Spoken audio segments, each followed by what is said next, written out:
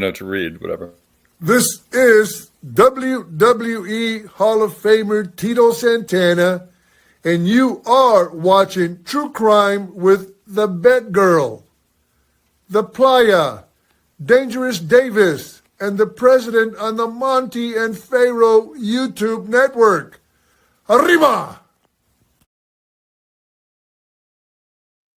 Thank you, Tito. I'm the Playa, like a pair of needle nose. But good evening and welcome to the 30th episode. 30 episodes, damn, of True Crime with the Bad Girl, the Playa, and the President. And I am Benny Scala, a.k.a. I'm going to correct that, the Playa. And with me, as always, is my partner in True Crime. She is a New England professional wrestling Hall of Famer. She is Archie's mom. And honestly, folks, I could spend the rest of the night listing all of her talents. But besides being one of the greatest heels of our generation, she's also a champion. I forgot all about this. Champion candlepin bowler. She's my very bad co-host and the one and only Boston bad girl, Brittany Brown. Brittany, how are you? Keeping warm there? Oh, my goodness. It's very difficult. Lots of layers when I take Archie out. Absolutely. How are you layers doing? For you or layers for Archie? It's cold up here too. We have maybe in the teens the wind chill right now. So that's about right. Well, and we're also, again, speaking of Phil, we're joined by a guy who is as epic a baby face as the bad girl is as a heel. And he is the prince of personal training. He is Muscles Marinara, the Count of Monte Fisto. And I can only be talking about El Presidente, Phil Decesare. Phil, welcome back. Well, thank you for having me back. This gets to be an addicting situation, pretty addictive. So I'm happy to be back. Yeah. And there's something about crime that kind of gets the blood. Yeah. So we got to pay the bills here. And if I can figure this out, that wasn't it. Here we go. I'm still new at this producing thing. So quick word from our sponsor. True Crime with the Bad Girl, the Playa, and the President is brought to you by the Burbrower Law Firm. Folks, if you've been injured in a car accident, please reach out to our good friend Adam Burbrower at the Burbrower Law Firm. Adam and his crew do things the right way with great results. Not only is Adam a great attorney, but the dude has framed pictures of Ernie Ladd, Johnny Rods. I think now, Brittany, doesn't he have one of you in his office? He does. Yeah, how cool is that? That's very cool. Very cool. So if you see Adam at the community pool trying to nail that very elusive triple Lindy, we know it's not difficult. It's impossible. You'll notice Superstar Billy Graham on his back and Bret the Hitman Hart tattooed on his chest. Adam is not only the man of the hour, the man with the legal power, too sweet to be sour, he is also the excellence of elocution. Besides being a great guy, Adam is a true crime aficionado and avid WWF historian.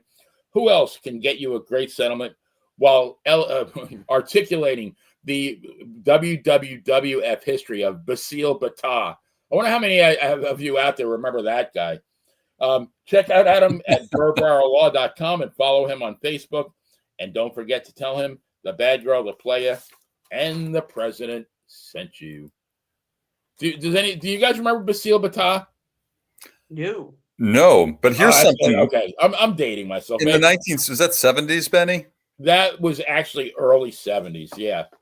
I remember Pete Reeves. There was a wrestler. Bata was a skinny little guy. Yeah. And he wrestled barefoot. And he got he was one of the, I guess like I'm trying to think. Maybe like Pete Sanchez level, maybe like a little bit, a notch above Pete Sanchez. Who's a good worker, by the way. Yeah. Yeah. Or like an SD Jones like that, about that. And then, then he wasn't there that long. But, real quick, before we get into true crime, I mentioned candlepins, and you guys are both from Massachusetts. I have to ask you, I never have played candlepin in my life, but I've probably watched over the past 2 or 3 years about 100 videos. And I have my opinion, but who is the greatest candlepin bowler of all time, in your opinion? I don't know. Brittany. I don't know. My uncle, Don Dwyer. There you go. The United States candlepin bowling champion before I was born, and he was in Sports Illustrated. Really? No question about it. Amen to that. And that's where you get it then, huh? That's Yes, wow. The well, what faces I happened, as soon as my sister and I could walk, we learned how to bowl because my nana and my uncle ran the bowling alley, and they ran it I tell since you what, I before we were absolutely born. love it That's awesome. because it is so difficult. I mean, you can throw a, in real bowling, you hit the head pin like flush on, you're getting the double pinochle, the 4, 6, 7, 10. Yeah. At least you're getting a 6 count. Candle pin, you can get one. You can literally get 2 pins. I think I've actually seen one just chopping up the head pin. You could Yep. practically bounce off a pin and not even knock it over in candle Right. pin, you know? I know. Yes. Gutter balls it can be a frequent occurrence sometimes. Yeah, the guy that I've seen the most is Tom Ulster. Yep. And and it looks like, I've seen like over the years, the guy was at the top for a long time, wasn't he? I believe so. I Very think he long was, time. yeah. But it's interesting. We obviously, that was something that we watched on television here, and we also got the other. What was it? Was it called the PBA with the bigger one? Was that early? That was I think for me, I think it was 3:30 Saturday afternoon. It was ABC maybe. It was Chris Schenkel and Billy Whalo. And then Billy Whalo got replaced by Bo Burton, Nelson Burton Jr. Pretty good memory, man. Oh man, no, Yeah, trust me. I bowled in a league on Saturday, and I came home, and I actually, the alley would throw away like the bad pins, like it had a little nick on them, and I knew where they threw. I'd go in the back and pick them up. Before long, I had a set of 10 in my basement. I took a couple of couch cushions, and we had a pretty long basement, and I just practiced for a little bit after I got home, and then the pro tour was on. Yeah, Saturday was bowling day. Yeah, I remember. And wrestling too, of course. Candlepin in the morning, bowling in the afternoon, wrestling right around noon or 11 a.m. And then Creature Double Feature later in the day on Channel 56. That was our deal. Those were definitely the days. So, I think let me just give me 1 second here. Alrighty. So when we covered the Scott Peterson case, we did have a survey to see who could replace Shooter McGavin as the poster boy for Pieces of Shit cereal. And in the spirit of transparency, I really have to apologize. I major fail. What's that? Oh, nothing. I hit a button. I didn't mute something. Oh, okay. I got to apologize for not including tonight's subject, Drew Peterson. Not only could this guy be the new piece of shit frontman, but his smug visage could be he could be included in the Webster's Picture Dictionary under pieces of shit. Now, the bad girl is going to give us the facts of this case. Although it's about pieces of shit, maybe we should call it droppings of the case. Anyway, bad girl, the mic is all yours. Well, Drew Peterson was born on January 5th, 1954 in the Chicago suburb of Bolingbrook, Illinois. Hey, yesterday was his birthday. I would like to say happy birthday, but I won't because he's such a I'm going to say happy birthday to you. Happy birthday to you. Happy birthday, dear POS. Happy birthday to you. And not many more. All right. There we go. Sorry. He is something. He just turned 71, and if you've seen recent pictures of him, I don't know if you guys have seen, he was before a judge, I think, within the past couple of months. How'd he look, Benny? He looked every bit of 71 plus. Prison has not been kind to him. The guy was always like, when you saw him on the news or like, in an interview with Larry King, guy was always dressed to the nines. Yeah. Well groomed, nice, hair, every hair in place, and no, he looks like a tired old man. Yeah. I don't feel bad for him, but yeah, he can't be well liked in there, no. Not that anyone is well liked, but particularly, people like him, I don't think are very well liked. So, especially an ex-cop. Yeah, exactly. Yeah, and a dirty one, obviously, as we're going to get into. We're going to get into that in a second. But yeah, but so He joined the U.S. Army upon graduation from high school and served in the military police. He was part of a specialized unit that provided protection to high-ranking government officials. Imagine this smug bastard. What's that, Brittany? I'm sorry. I said, imagine this smug bastard Right. providing And protection to. I watched so many YouTube videos on this guy. I lost track, but somebody said that he was actually he was guarding President Ford at one point, and President Ford tripped. Yeah. And there was only one guard that left, and it was him, of course. Of course. No. I think it might be a fib. How shocking.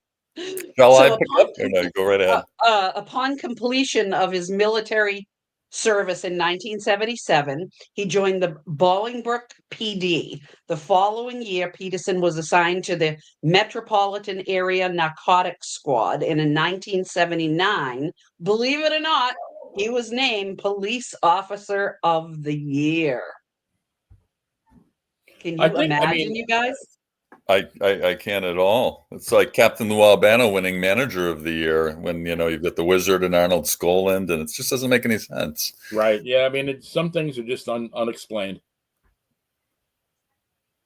So he married his high school sweetheart, Carol Brown, and no relation to myself. I was going to ask that. I'm glad you brought that up. No relation. And so this was in 1974. They divorced in 1980 when Brown learned that Drew was discharging his firearm outside the home. I think he did a lot of that. A lot of assault with a friendly weapon. I like the metaphor here. If you're into Kiss, it would be called Love Gun.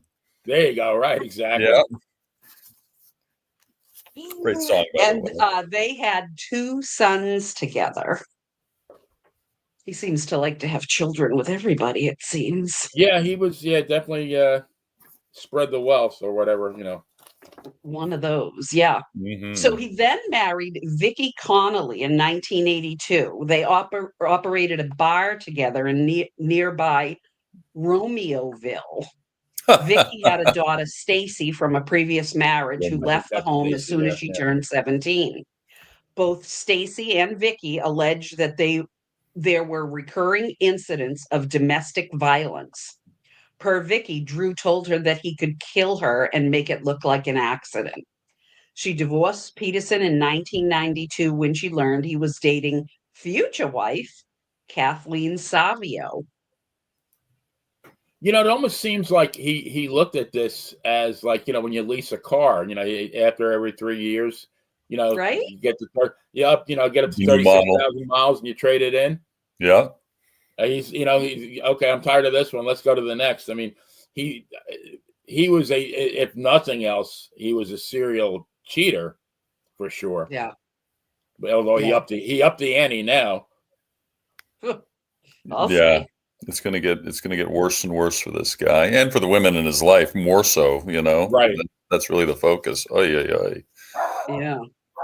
So he was indicted by a grand jury in 1985 for alleged wrongdoings in the course of his duties as an undercover narcotics officer. He was terminated from the police department, but was eventually reinstated, albeit as a lower position.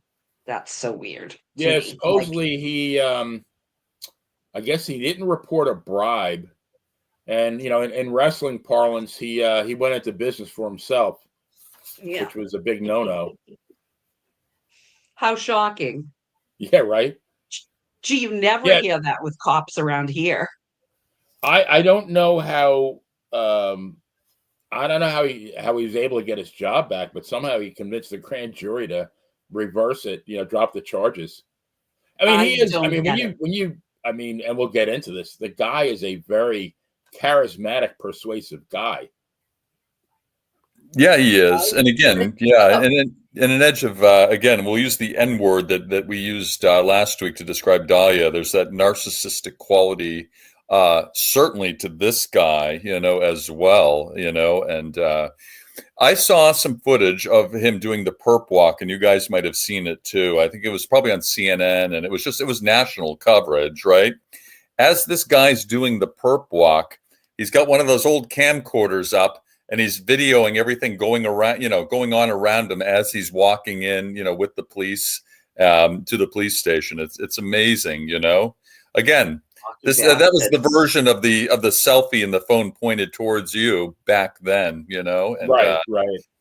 huge. As I'm talking about this, Michael Proctor's on my TV, the state police Michael Proctor of the Karen Reed case, and he's the disgraced one who had, over the course of his texting, has said some very vile things about the defendant, and certainly was not able to have any type of professionalism or objectivity. Now, Phil, when does that start up again? Is that April now? Well, what they're doing now, Benny, is they're looking to bring him above or in front of the board, the state police board, for disciplinary action, which potentially could be termination. But still, they're trying to. The prosecution is still really trying to unfairly weed out these very important, really good witnesses who have testified already previously and very effectively testified to the defense of Karen Reed. So, they're really, I think, they're kind of, I think they're nervous, and they're pulling out all stops. And ultimately, the trial is going to be, I think, later. It's going to be more towards spring now, I think, is what we're looking at. All right. So yeah, can't wait for that one. Oh yeah, I'll be going down there a few times for sure. Well, you can be our roving reporter. Just gonna say, might even trim up there for that. We go. And I'm sure Dangerous Dave will be making his way down there as well. I'm sure of it. Well, I hope so. Maybe we'll get a coffee or something. That'd be cool. I'll have a little party. That would be excellent. Yep. Yeah. There you go. True crime live. Been, so, live on location. Go too. Yeah, there you go. That'd be great. I've never been down there, so I might as well. I'm close enough. I think I'm like 35 minutes. It was 20 minutes from work for me. It was great, 22 minutes or something. So it's like a no-brainer for sure. Nice. Totally. Nice. Good. Yeah. But same. Right. But this guy is cut, and they're cut from the same cloth. These two, Dahlia from last week, and this guy Drew this week, and the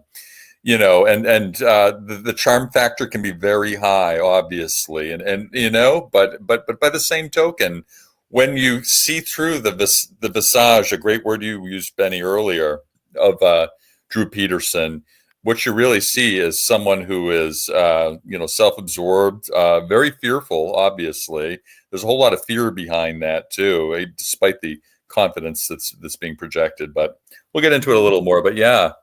Interesting, man. Totally interesting. I think both of them, they don't look at they look at people solely as a means to an end. If I can play amateur psychologist. Yeah. Well, I'm sitting on a couch. You can certainly do that. Yeah. I think that's the case. Yeah, the people are objectified really in this situation, and are not seen for having intrinsic value, and are pretty much cast aside. Would that they were just cast aside, the fates of potentially two of his wives, as we'll discuss, certainly far worse than just being rejected or sent away, but right. Yeah. Definitely. So Drew marries Kathleen Savio on May 3rd, 1992, which is less than 3 months after his divorce from Vicky Connolly. Kathleen Savio was an accountant, and the couple lived in Bolingbrook. They had 2 sons together, sounds familiar, and lasted until 2003. So she lasted longer. Yeah, the police were called 11 to years. Savio. Yeah. It's like to the Bruno's Savio title Peterson. It is. We got to convert everything into wrestling, right? Yes, there has to be. So we know what we're talking about, right? Otherwise, we don't know. Right. It's a good reference point. Yeah, absolutely. Absolutely. So the police were called to their residence 18 times between 2002 and 2004. Now here's what I don't get. You guys, weigh in on this, please.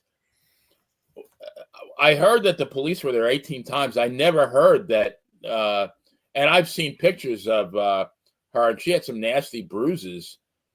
Why wasn't he ever taken in? I mean, a little bit of little bit of bias there. I mean, he's a cop. His buddies are coming in, to investigate. Exactly. Is there really justice there? Absolutely not. Not for her. Yeah. Well, I mean, scene. the fact that it's like, by the 15th time, I'm sure Drew thinks, well, I'm literally bulletproof. These, if I've survived 14 of these and I'm still out of jail, I guess they're not going to do it. And I don't know if this was preceded the time, Benny and Britt, where automatically the police would have to bring someone in if they were called on a domestic, and then most of the time it would be the man brought in. So again, and we're talking now just in the law, one time responding to a domestic, generally the male party might be removed and processed, but this happened 18 times. 18 times. Can you imagine? In 2 years. Times. How do you document? I'd love to see the documentation about that, how they handled it. Yeah. I would love to see it. Yeah. Obviously, there was a case of violence and that sort of thing, but also it seemingly there was a case where children weren't returned on time, I guess, according to the arrangement or what have you. So that sparked some of the calls too, but still, it's such an excessive number. Right. Totally. In a short amount of time too. It's not like it was 18 times throughout the marriage. It was just 2 years. It's like once every 3 weeks, maybe 2 or 3 weeks. Yeah. Yeah. So I wonder how many times they really were called throughout the marriage. That's what I'd like to know. Right. I can only imagine. But on November 14th, 2002, Kathleen wrote to the Will County State's Attorney's Office, fearing for her life. Her letters were not answered. How shocking. How sad, though. Like, this woman you have to be absolutely terrified to think. I mean, your husband's a cop. I'm sure he told her that he could kill her and make it look like an accident. I mean, at this point, this lady's fearing for her life, and she's begging these people for help, and they did nothing for her. They take care of their own, I'm telling you. Yeah. Well, kudos to, for her to keep trying, at least in terms of calling and trying to get some help here. And again, each call is documented. So this is just going to be paying dividends in the future and helping, I think, helping this case against him, which really in total, and again, we'll discuss how this case set precedent. But every element of evidence is very important in this. Okay, especially considering two of the main victims are gone now, and can't be reached. All right. Yeah. Sadly. So he gets back to his old self and begins dating a 17-year-old hotel receptionist named Stacy Ann Coles in 2001. While he was still married to Savio. And for the record, he wasn't 18, Brittany, was he? No, he was 47 and she was 17. Mm-hmm. And I remember being 17. Oh my God, that is ridiculous. Well, I mean, what could you possibly have in common at 40, almost pushing 50? What do you have in common with somebody who's still in high school? I just totally don't know, man. Ridiculous. What's funny is, so my mother was 30 when she had me. So when I was 17, she would have been 47. Like, hello, that's disgusting. And my father was 3 years older. He was 50 when I was 17. That's disgusting. I mean, you think about it, 5 years prior, she wasn't even a teenager. I mean, so we have to look again at the situation here, because can you really imagine the situation where this creepy guy goes to the father and asks permission, and for this father to grant the permission for this relationship to occur?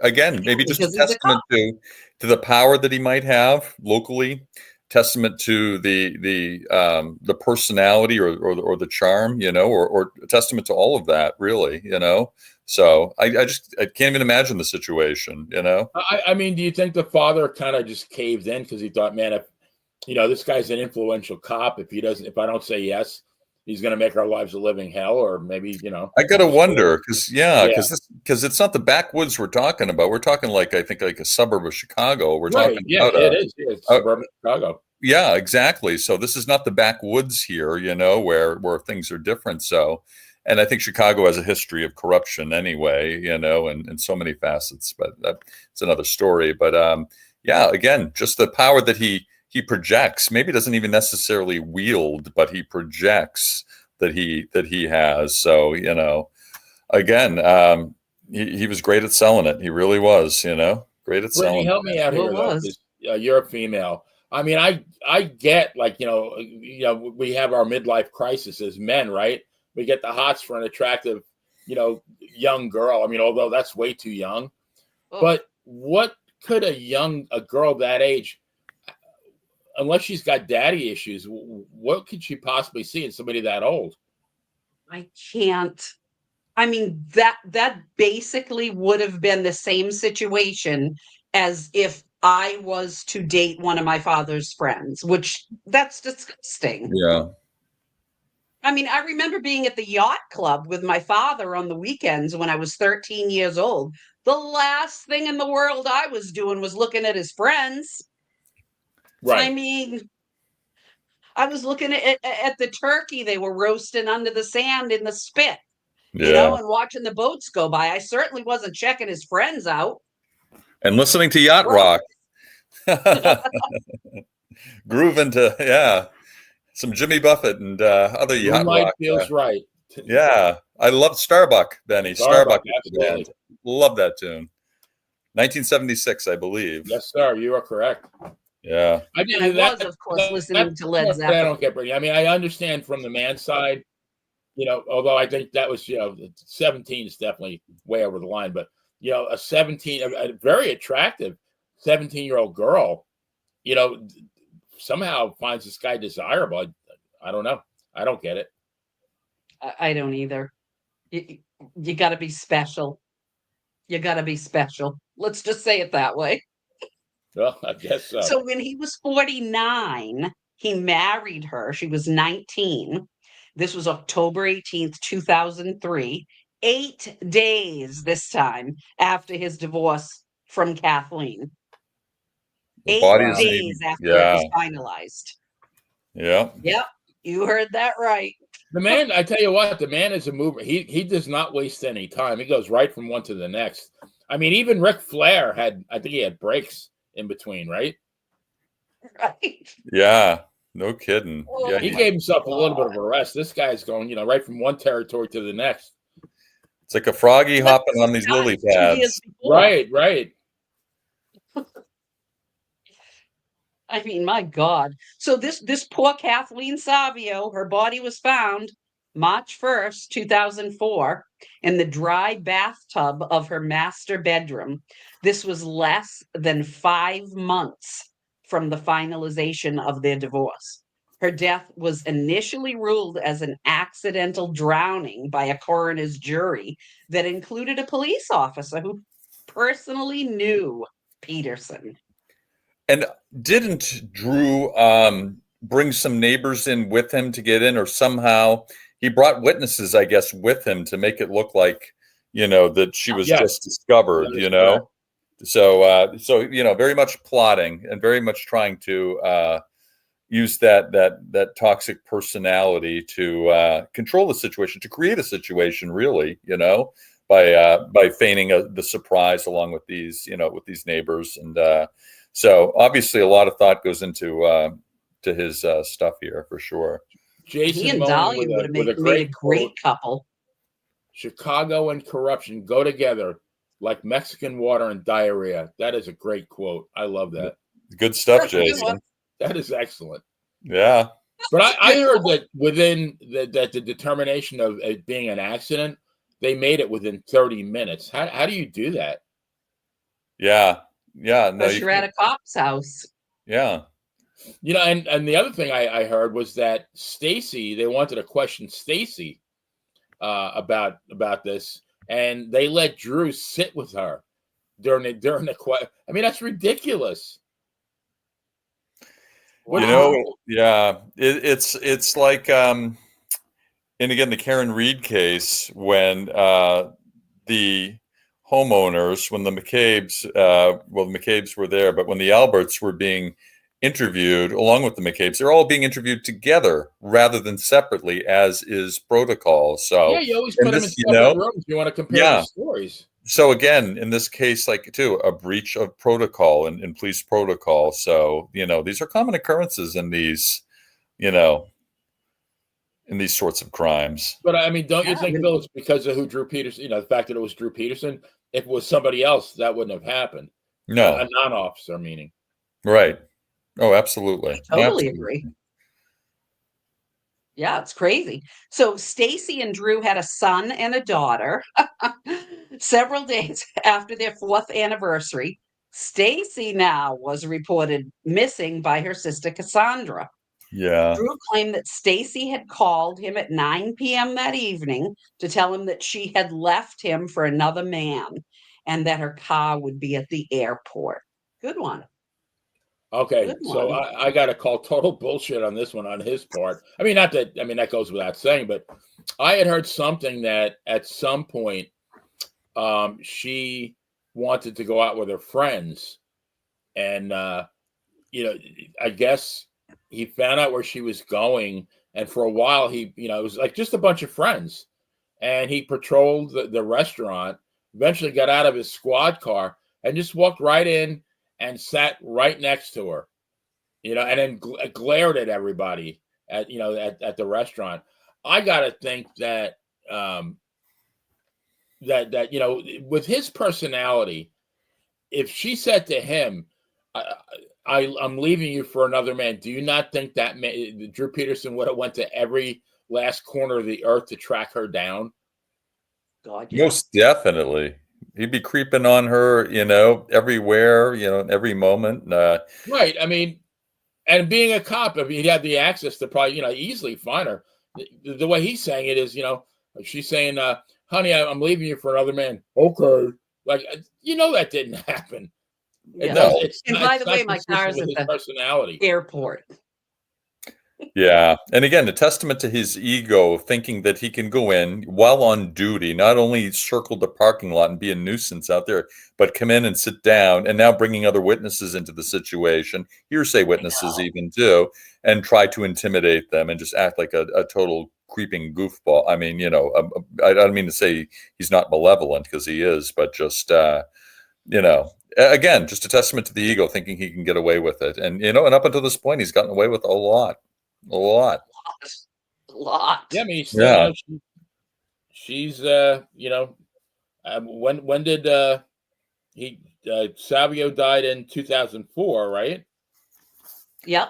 And yeah, I mean, so he's a free man for at least like 4 years. Yeah. Yep. So Stacy's disappearance eventually led police to relook at Kathleen Savio's quote unquote accidental death. Savio's body was exhumed and underwent forensic examination on November 16th, 2007. Michael Baden, a former New York City medical examiner who conducted the examination at the request of Savio's relatives and Fox News, concluded that she died of drowning following a struggle when her body was placed in the bathtub. How shocking. Yeah. Postmortem photos showed extensive bruising and scraping to her back, torso, and face, as well as a large, unexplained gash in her scalp. Will County State's Attorney James Glasgow told the press that after examining evidence in the new case, he believed that the death was a homicide staged to look like an accident.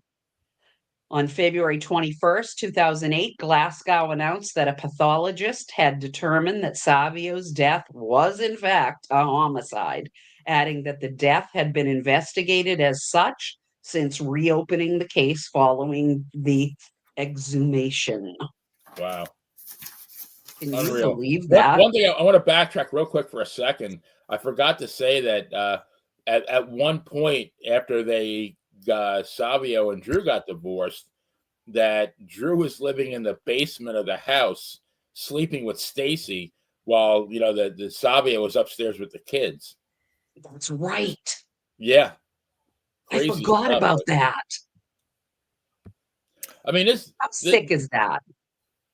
Yeah, Again, it's a power thing. I think maybe it's a power thing, or maybe it's just the kink thing, and it's just I it all think goes it was. together. I think he really wanted total control because when he bought a house with Stacy, he bought it right down the block from the house that he and Savio lived at. I mean, so he could always keep tabs on her. Yep. What a sick guy. Oh, there's Dave. Hey, Dave. Dave's in the chat room. Dangerous Hello, Dave. So hello, Dave. Real quick to everybody who's out in the chat, we're calling you the usual suspects. If that's okay, that's if you have a different name, maybe suggest it. But I like the usual suspects. Well, in the context of crime, in the context of crime, it's perfect. Right. Or the grand jury, maybe. I don't know. Maybe, yeah. I like that too. Yeah, the grand jury. Whatever they decide. Yeah. Let's take a vote. So on April 11th, 2008, Drew Peterson appears on Larry King Live with his attorney Joel Brodsky. This is prior to his indictment for Kathleen Savio's murder. For the entire interview, Drew lied and Brodsky swore to it. Wasn't that what Gorilla Monsoon used to say to Heenan? Like he lies and you swear to it or something like that. Exactly. Yeah. Exactly. But he was, I mean, he was so smug and arrogant. Wow. I mean, everything out of his mouth it was like my cousin Vinny when they woke him up and he said, everything that guy just said is bullshit. Thank you. I mean, he didn't say one iota of truth. Quick rock and roll reference, if I may. Peterson's attorney, Joel Brodsky, is the name of a rock and roll photographer who was known for taking the young lion pictures of Jim Morrison, those iconic ones. And they said Jim only looked like that for 10 minutes and never did again, but he got the best pictures of Jim Morrison back then. That really launched the doors. Great bit of trivia there. Yeah, Joel Brodsky, same spelling, same everything. Obviously not the same guy, but yeah. So it made it easy for me to remember, actually. But yeah, rock and roll reference. It's a good one. Yeah. So on May 7th, 2009, Peterson was indicted by a Will County grand jury and arrested for the murder of Savio. Bail was set at $20 million. In October 2009, Peterson sued J.P. Morgan Chase for revoking a home equity credit line that he wanted to use to pay legal expenses, claiming his income of nearly $109,000 per year was not sufficient.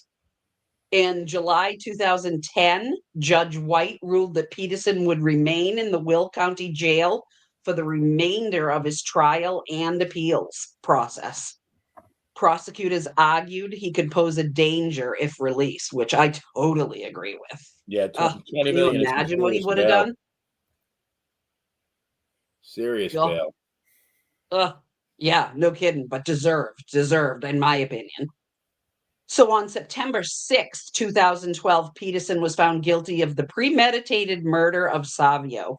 Jurors admitted that the most compelling evidence was based on the hearsay statements allowed under Drew's law. On February 21st, 2013, Peterson was sentenced to 38 years in prison for the murder of his third wife. He was incarcerated at Menard Correctional Center in Chester, Illinois, but later moved to the FCI Terre Haute in Terre Haute, Indiana.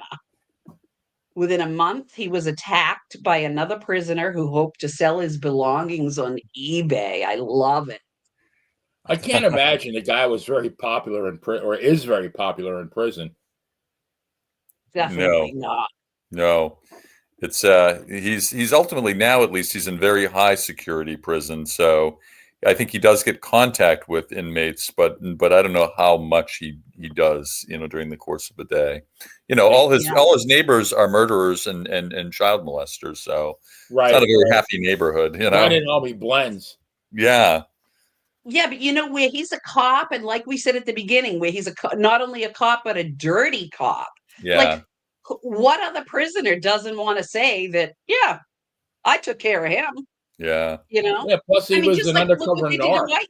I mean, that can't endear him to the prison population.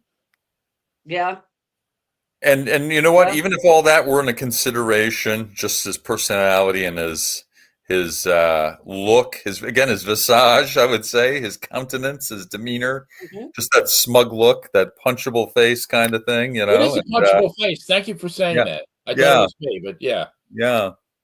Someone who has a punchable face just resigned his position in Canada, by the way, and I'm very happy, but that's another story. I just saw that. Mr. Trudeau. Monsieur Trudeau.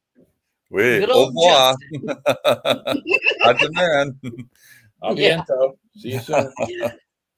So after a number of appeals on September 21st, 2017, the Illinois Supreme Court upheld the conviction. Yay.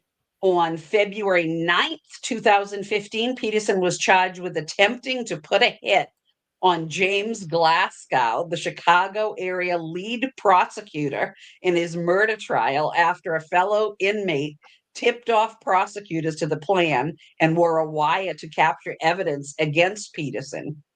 And I got a quick question. Yeah. Do you think that Peterson was 5,000% sure he wanted to kill this? Yeah. Okay. I think so. I think he was, and he was 5,000% stupid too. Yep. Sorry about that, but it was important. That was legit. I like that. In May 2016, he was found guilty of solicitation of murder and solicitation of murder for hire. He was subsequently sentenced to an additional 40 years in prison. Oh my! This guy, I mean, I've watched a number of his statements. I mean, a lot of times these people, like a DA tries to stay or sound impartial. You can tell this guy despises Drew Peterson. Oh yeah, and he was a badass. I mean, he was a bulldog. And how could they not despise him, though? Look at the way he comes off, the way he acts, the way he thinks he's superior to everybody else. Yeah, and it worked for a long time. That's the sad part. I know. It usually does with cops, sadly. Yeah. Sadly. So Stacy Peterson's remains have never been found, nor has Drew ever been tried for her murder. How sad is that? I don't get that. I guess, is the logic that he's already got two, he's never going to see the light of day. No. But I mean, doesn't that bring some closure to her family? It would, and her sister, I think, has been really vigorous in her efforts to try to find her and her whereabouts too. In fact, they might have had a lead, and I think they had a lead. They know at the very least that they discovered the remains of body in a local waterway, and she maintains that it's very plausibly, it very well could be the remains of her sister, but efforts to retrieve this. And this was done with, it's not like she or anyone dove down, but they had a camera or something that had gone down, and they believed that they saw a human skull overturned amongst some other remains. So there's potential there, for some discovery, so I don't think it's over yet.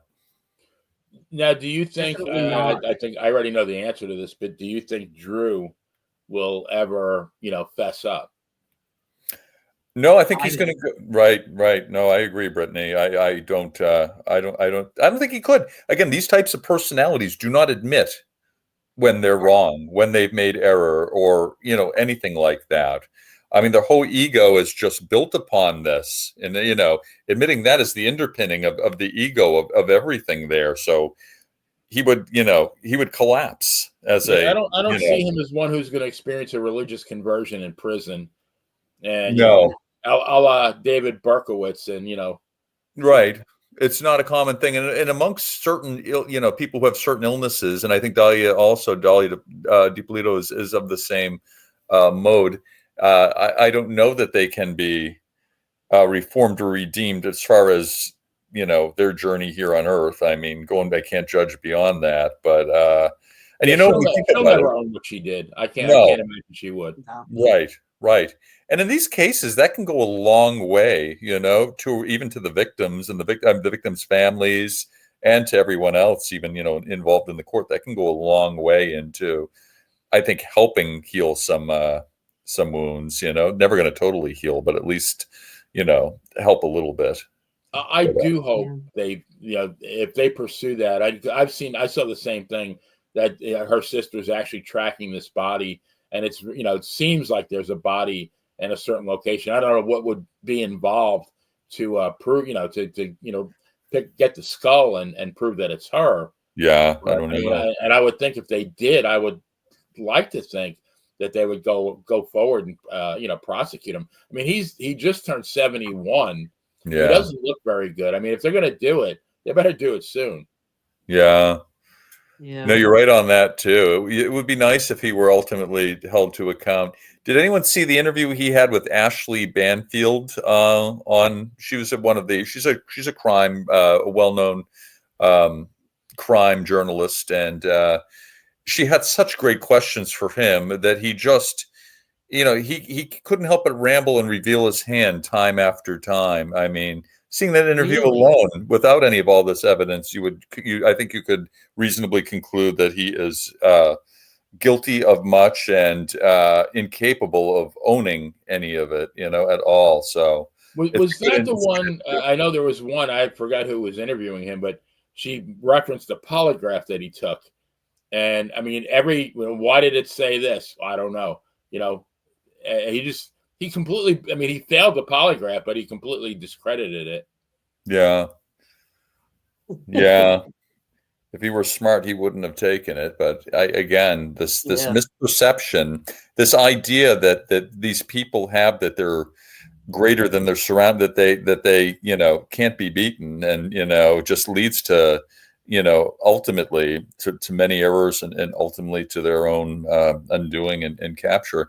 Brittany, you referenced each time when you were noting, the children he was, fathering as this journey continued. And I can't help but feel really sad for these kids who have to deal with the situation here too, through no fault of their own, have to deal with just, horrible situations, and so I think of them when I imagine having a father that's a murderer, and then a father that's a murderer of your mother, and now you have no mother and no relationship with your father because he's in jail for the next 78 years.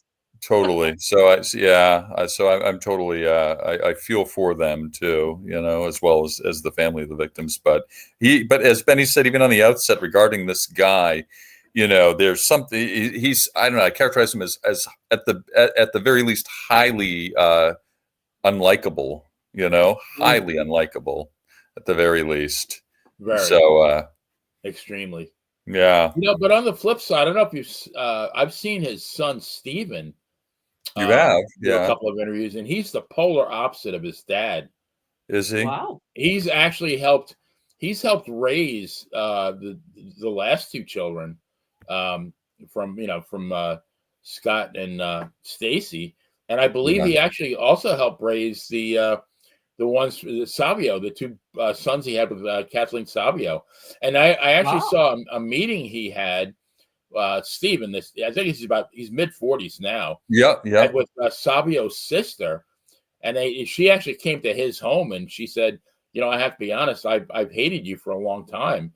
But he said to her, look, we were told it was an accident. And he said, I never believed it was anything else, because as my father's telling me it was an accident. He said, but once Stacy disappeared, then we started, because by then he's an adult, Stephen. Yeah. He's probably close to 30, and he's starting to put the pieces together. But at the end they hugged, and I guess they become friends. But he seems like a really stand-up guy. Wow. He certainly does. And again, thankfully this was not this illness that his father had. We'll call it an illness. I don't know what else we can call it. A profound illness. I mean, it can be called evil too, but illness didn't corrupt him. And actually, what a beautiful ongoing story. Then I'm glad you mentioned this, Benny. I didn't know that aspect. Yeah, me either. So, I think and the funny thing is, if you close your eyes and you listen to him, it's like, holy shit, that's true. Yeah, sounds a lot like him. There is a resemblance, not an identical, but you can tell he's it's his son. Sure. But I mean, if you he's very, very. I mean, he's a stand-up guy, and he really, it's beautifully answered the call of his. His father's a piece of shit. He says it and he says it very diplomatically. But yeah, taking care of those kids really says a lot. One thing I wanted to bring up before I forget is, he had 5 sons, and the last one was a daughter, and he named her Lacey. So Lacey Peterson. Yeah. I wonder, I don't know what year I forgot what year Lacey Peterson disappeared, but I believe that already happened. So I wonder if that's just a coincidence or. It was in the early aughts in both cases. I think it's all this started happening around the same time frame, I think, give or take. So I believe. Yeah. I think Lacey disappeared, I think, in 2002. Yeah, that sounds right. Right. Yeah. And I think this child was born in like 2004, 2005. I mean, it could just. I mean, it's a nice name. It's a very common name. It could be just a coincidence. I just thought it was kind of odd that here's somebody who's offing people, and he names his daughter Lacey Peterson. I know. Yeah, that is kind of weird. It is very weird. But again, it's not that common of a name. I do not personally know anybody named Lacey. Well, I don't either. I do. I mean, Lacey Underall from Caddyshack. Cagney and Lacey. Yeah. Right. Jerry Lacey was an actor, I believe, on Dark Shadows. So there's Jerry Lacey, I remember. Okay. Yeah, Lacey Underalls. There you go. Must be quite the change from dreary Manhattan. I'm getting really tired of having fun all the time. She played a great. Cindy Morgan she was so good in that movie. I mean, everybody was great in that movie, but she played that part to absolute perfection. I couldn't imagine anybody playing it any better. Most definitely. Yeah, it's so funny. There are a lot of unheralded actors and actresses out there who just do something But I know she did a movie called Tron after that, which I've never seen. I've only seen references to Tron. I mean, I would have been a kid when it was out, and likely it probably even just spooked me or made me think too weird. I don't know. It just struck me from the previews but I could be wrong.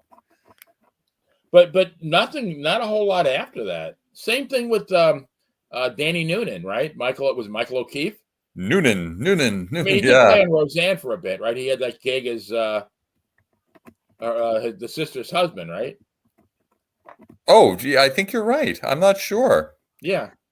I mean, the main guys were icons. I mean, Rodney and Bill Murray and Ted Knight and, Chevy Chase. I mean, they were all the absolute icons, but Rodney still is the best. Oh, hey, you know who died in December? And of course, we lived through such crazy times that so much falls through, that we miss.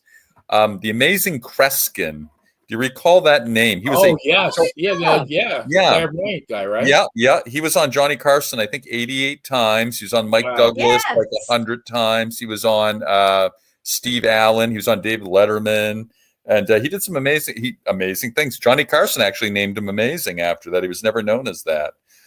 Right. He just passed away in December. How old? He was 89. He 89 had quite a good run. Was up there. He was performing actually up until his final days, and I could kick myself because he came to Worcester right out here just like 2 years ago, and if I had known, I'd have gone and see him. But I would have too. I didn't know. Yeah, he did some amazing things, I'll tell you, and Yeah. So look that up in terms of old Carson and shows like that. It's very entertaining and just again amazing, just like Amazing The Crescent. only other amazing. Do you remember the Amazing Matrano? No. Oh, really? All right. No. Art It's a Matrano. paisano, huh? Art Matrano was also in was it Police Academy movies? Did he make the noises? No. No, that was Michael Winslow. It was Michael Winslow. That's right. Art Matrano. I'll find you guys a clip of Art Matrano. I got the Amazing Matrano. It was so bad that it was funny. No kidding. I like that sort of thing. Yeah.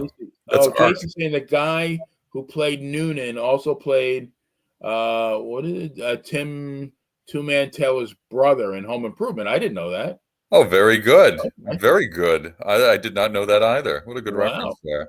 Yeah, so you got a couple of gigs out of it. But yeah. So, in closing, I thought Scott Peterson was the ultimate as far as a smug, arrogant jackass, but I don't know. I think this guy might have him beat. What do you guys think? Let me tell you, he could be the crazy uncle once removed of Scott Peterson. This Peterson here, Yeah. It's definitely like a 1 and a 1A in my opinion. I agree. Yeah, I would. Yeah, they're running neck and neck, absolutely. But I hope they can come to some resolution and find the body and give everyone some peace. I just hope neither one of them see the light of day. Oh God, no! Because we were talking about Scott Peterson possibly getting a new trial, which that would be why. I mean, how could anybody be more guilty than that guy? Why waste why waste taxpayer dollars, and more importantly, why put Lacey's family through that again? That's horrible. Yeah. I know that. I feel so bad for the families. I mean, it's just awful what they have to go through. Yeah. Well, guys, let's put a wrap on this one, and I want to thank people in the chat room or the grand jury, whatever they want to be, as well as the millions and millions of true crime fans around the world. We're never going to run out of pieces of shit to talk about. So make sure there is no shortage of pieces of shit. So make sure you subscribe to the Monty and the Power YouTube channel so you won't miss any notifications. Don't forget to join Dan and Benny in the Ring. This week is going to be on Thursday night at 7 o'clock. Dan and I'm very excited about this. Dan and I are going to be joined by the one and only Karen McDaniel. That should be a very good interview. Really looking forward to that. Oh, wow. Me too. I'm looking forward. Yes. Yeah. The widow of the legendary Wahoo McDaniel. I mean, that woman has so many stories. And just a nice lady. I love her accent so often, and just salt of the earth. And I love her accent. She's salt of the earth. She's awesome, and that southern sound. She's got what was that thing when the kid said it's shake and bake, and I helped. She's got the shake and bake, and I helped accent. I love it. I love that too. Perfect. Yeah. All right, guys. So for the bad girl and El Presidente, this is the Playa telling everyone to stay safe. See you next crime. Night all. Good night.